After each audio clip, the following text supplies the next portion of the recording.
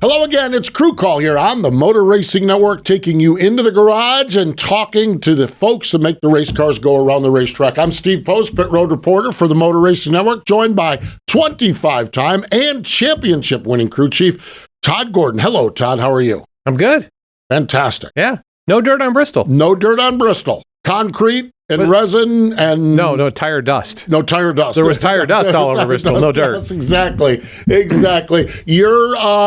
We saw a lot on Sunday afternoon, Todd. Your take. We did. I'm in the minority. Yeah. I didn't think it was fabulous, but we like the fact that we had tire degradation. Sure. Lap times that were going away. I think you saw guys were able to recover easily because everybody had to run 70%.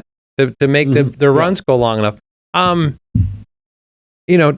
think this is one of those situations where we had a couple things that changed. That we went away from PJ1, went to resin, which I think everybody would have thought that's not a big deal, but and it was a little cooler. And it was only about 10 degrees cooler, but the ground temperature is colder too. Right. And I think there's a tipping point at which we see these concrete racetracks take rubber. We've seen it at Martinsville. Yeah. I think back to my experience, the spring race never raced like the August night race at Bristol. Correct. The August night race would rubber in, the top would rubber up. It actually over rubber. And the spring race, because it was cooler and the ground temperature was cooler, wouldn't build the rubber like it did. So I think we may have seen a compound of a few things. I know NASCAR and Goodyear are digging pretty deep into this. I like the trend. I think it's Denny Hamlin, I think, put it best in his post race. Yeah. He said, I don't hate it. From where we were and where we got to, maybe we need to come back a little bit. Somewhere in the middle. Yeah. Not a lot, but a little bit. I'd like to see it where we can get to 100 laps. Yeah. Just because you had a lot of guys just hanging on, hoping somebody else would wreck. Yeah. I like two aspects of it. I like that the speeds fell off, that the lap times fell off. Well, I mean, we saw 18-second lap times at times. I like that, and I'm always a fan of more in the driver's hands. Yes. I don't like seeing corded tires, and the volume of corded tires was scary. It's one thing when you see cords on the 2 inches of the shoulder, because guys like me were too aggressive on camber. That's one. But we just wore the whole thing out, and it's.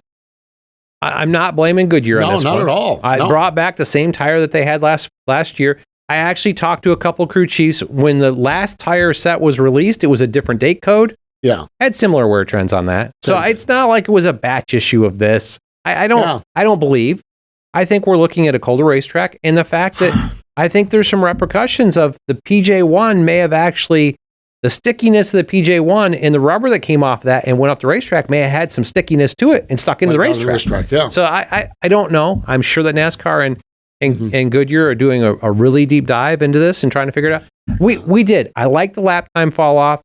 I like the fact that we put it back in the driver's hands of, we saw teams recover from penalties. Right. Yeah, right. Ty Gibbs ended up in the back, and he just drove he just drove 85% instead of 70% and drove right back to the front. It's a risk because he was wearing his tires out. Caution came, he got there. Denny Hamlin, similar situation. Got boxed in, stalled in his pit box. He started tail end, drove all the way to lead.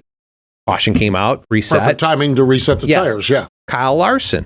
Yep. Had an equipment interference penalty on the last caution stop we had. Normally, that's the kiss of death. Oh, it would have been. And he drove his guts out, drove into the top 5, showed cords at that point, came to pit road a little early on that last green flag cycle, but came out with top 5 finish. So we saw the comers and goers. I think that's good. I'm like Denny.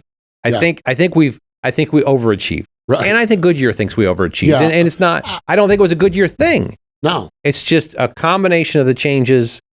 Maybe they can back that up a little bit. Get us to 100 laps. I think Greg Stucker, who is director of race tire sales, he's a great resource that we all use a lot.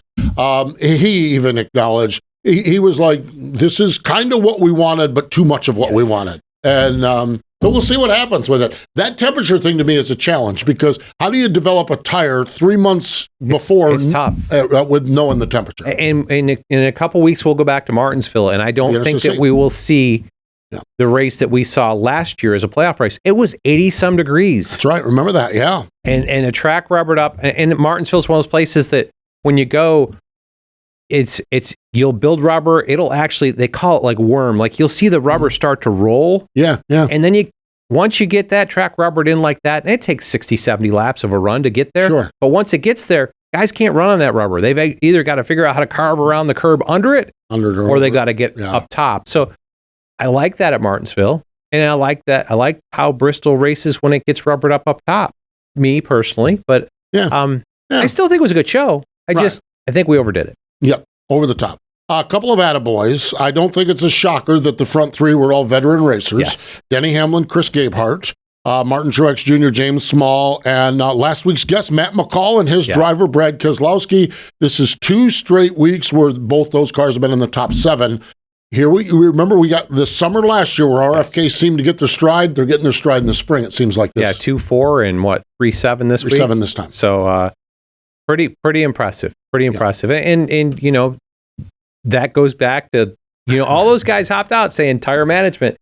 These are the guys that had to race the old racetrack. You know, that were around to see what Darlington was like being repaved. And it's still back to that, but it's not like it was. You go back at it early to mid 2000s. Oh gosh, they were wore out by the time you left pit road. Yeah, I know. Yeah. So it's cool to see that. Yeah. Alex Bowman, Blake Harris, a much needed 4th place finish. Yes. Great to see for those guys.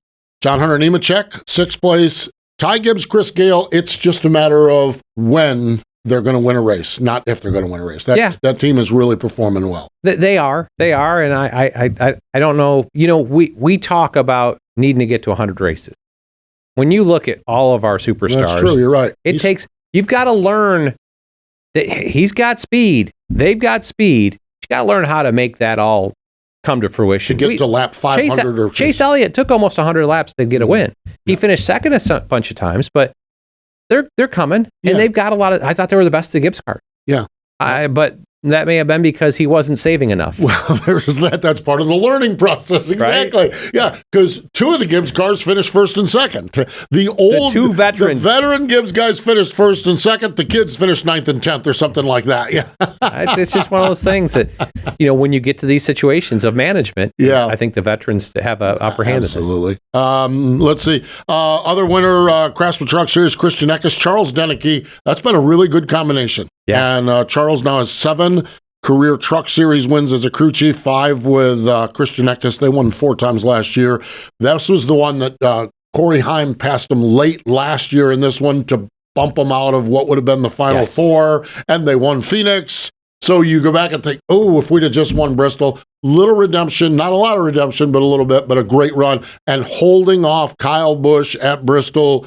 Every young driver wants to be able to boast about that. Yeah, that's one that'll definitely give you a confidence boost. So great accomplishment there, and looking forward to what that does the rest of the season. Yep. Speaking of looking forward, we're going to Dakota this week, and we need to talk to a crew chief with a driver combination that will be good on road courses. They have both won independently on road courses. It'd be good to talk to Matt Swiderski. Matt Swiderski from Trackhouse Racing is driver Daniel Suarez, and we'll talk to Matt next.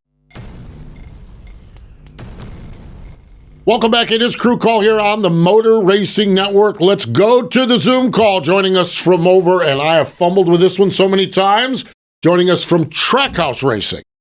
Not Colleague Racing, Trackhouse Racing. Matt Swiderski joins us. Hello, Matt. How are you?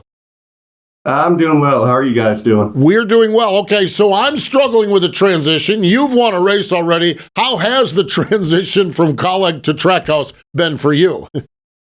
It's been good. It's been great. All the guys here have been great to work with and have gotten me up to speed. But it's a learning curve for sure. Coming from a place, I was there day one when we started the Cup program at Colleague, so I knew where everybody was buried, where to find everything, every trick we had, and how to get stuff done. And coming to a new organization that's being the new guy, trying to figure out who to talk to get things done. There's some challenges there, but everybody's been great and gotten me up to speed quickly.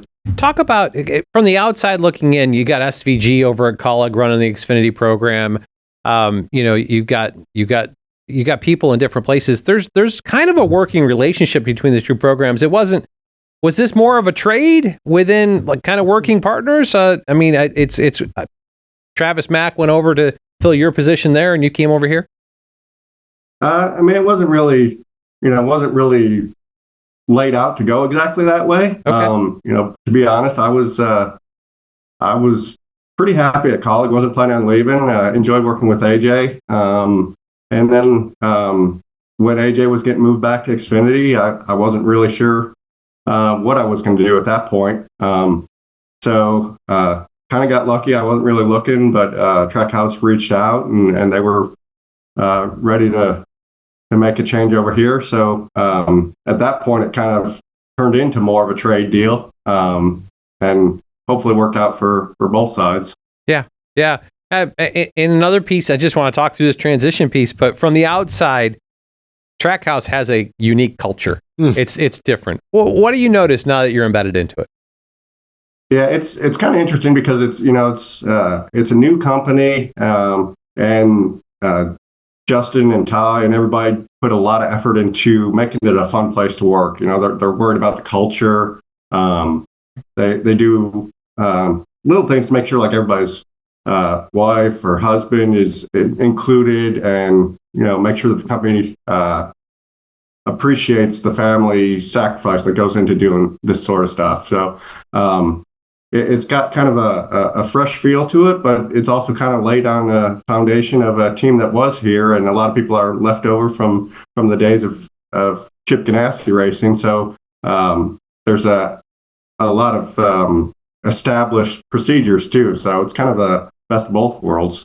Pretty neat stuff, that's for sure. You mentioned you're up at Colleague, and when AJ's situation was changed, you weren't sure what you were going to do. You end up with Daniel Suarez. What have you learned about your new driver that you're paired up with this year? What have you learned about Daniel? He puts in a ton of effort. He really studies everything you hand to him. It's interesting to kind of compare how Daniel and AJ are similar, both kind of having, kind of a road course background, with Daniel coming from karts, and both extremely aggressive on the brakes and, offended if they're not the first person to get to the center of the corner. So still dealing with that. But then, very, very different in some other aspects. AJ is absolute pure emotion, and you have to handle that. So it's, Daniel's much more just to the point, very blunt in his comments, but it's an open, honest discussion, and it's worked well so far. So you get paired up with Daniel. What are we, 2 races in, and you go to victory lane? How does that change your season? Yeah, it couldn't have been planned out any better as far as getting that out of the way.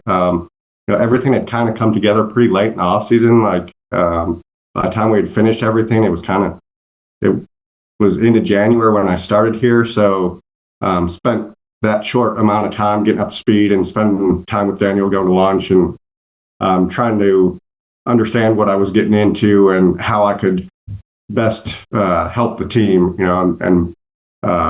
My role had to change a little bit. When I was at Colleague, I had to balance more of the engineering side, and I came to Trackhouse, and there's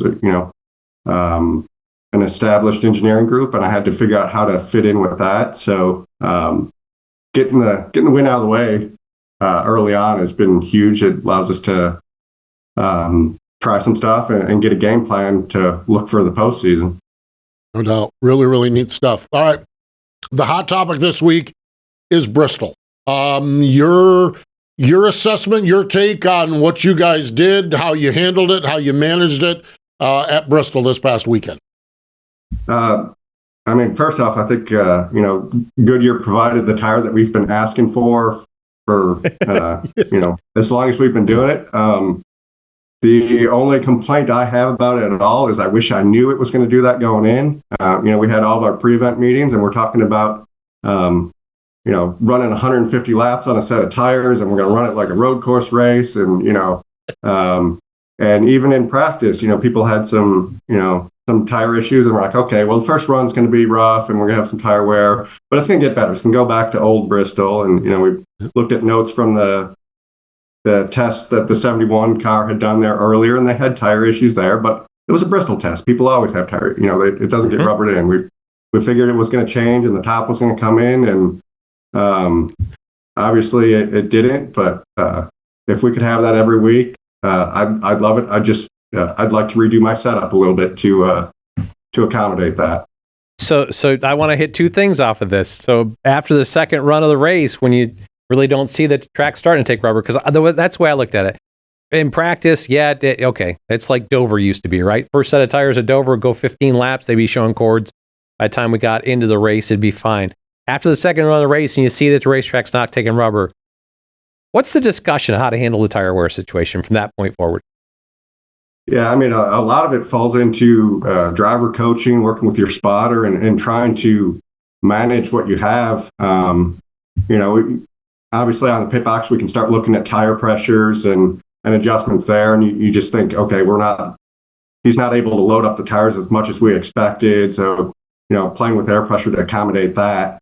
But mostly just trying to work with our spotter Frankie and communicate to Danny what he can do, when we should go. And I felt like early on in the race, it was really interesting as some teams were figuring it out and some teams weren't, and we're just seeing the comers and goers was really exciting. And by the end of the race, I think everybody was starting to get at least as settled as they could with the setup they had in car. Did you? I guess I want two more. I just keeps going here. Did you feel like running in the resin was a better place to run than up on the Virgin racetrack at that point? And if do you think if there was resin farther up the racetrack, maybe this extends the run? Yeah, I think for sure. Staying on the bottom, staying in the resin helped prolong the tires a little bit.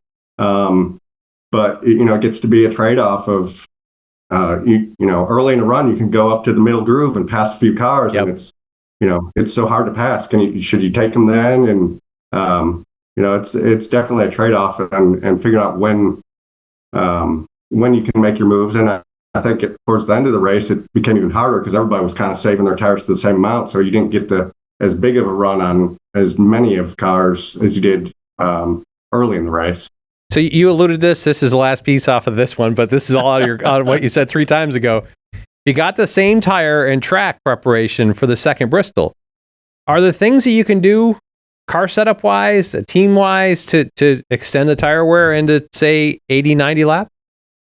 Yeah, I think I think we can definitely get where we can consistently run in the 70 or 80 laps. Especially in the front.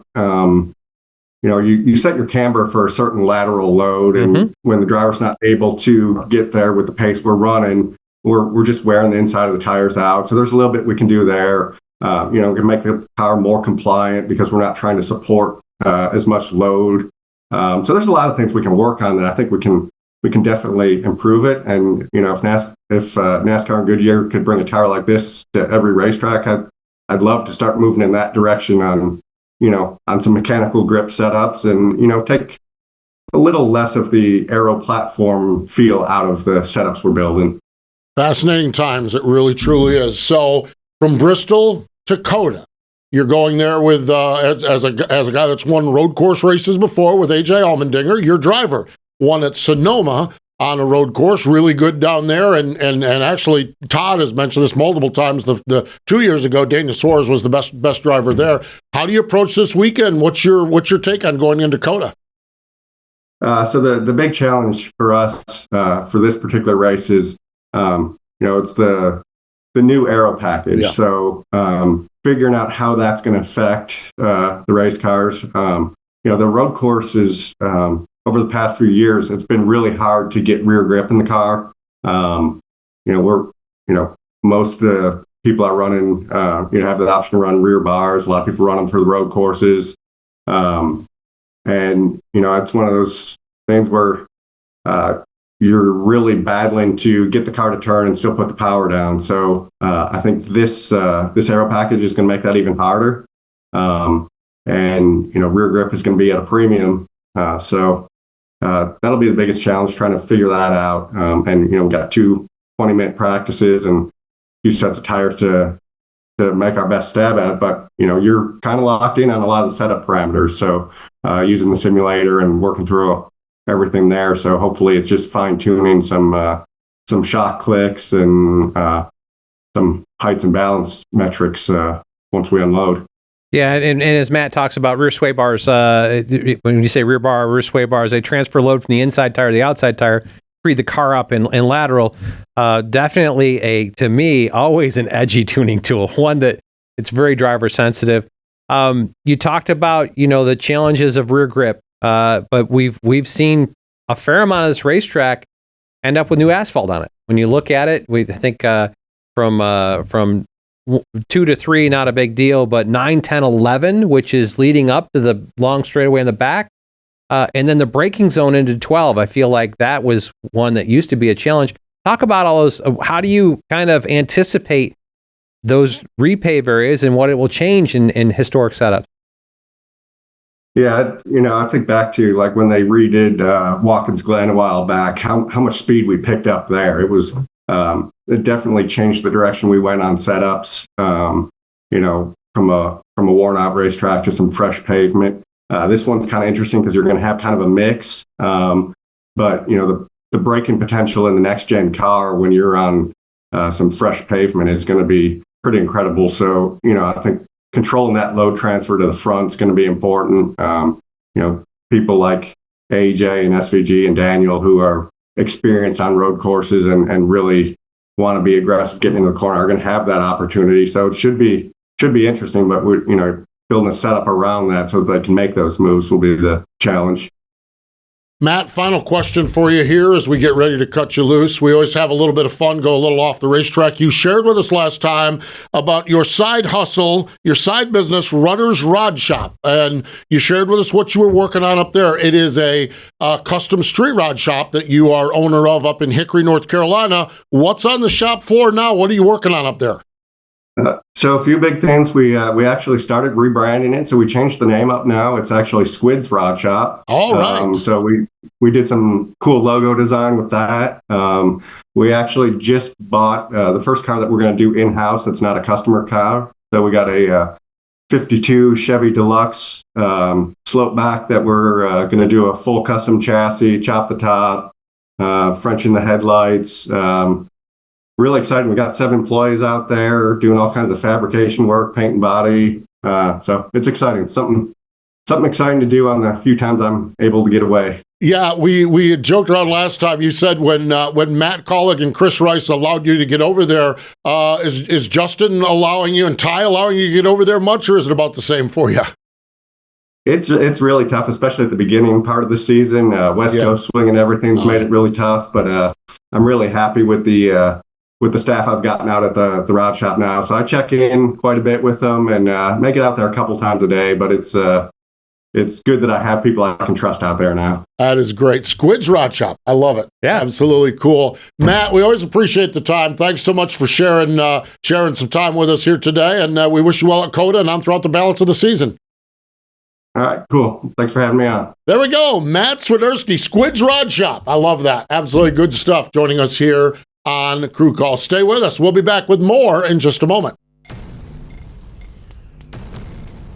Welcome back. It is Crew Call here on the Motor Racing Network. Todd Gordon and Steve Post. Hey, if you like what we're doing here on Crew Call, make sure you subscribe to this channel, whatever channel you're listening on, whether you're listening or watching, subscribe to this channel, like and share this with all of the followers on your social platforms.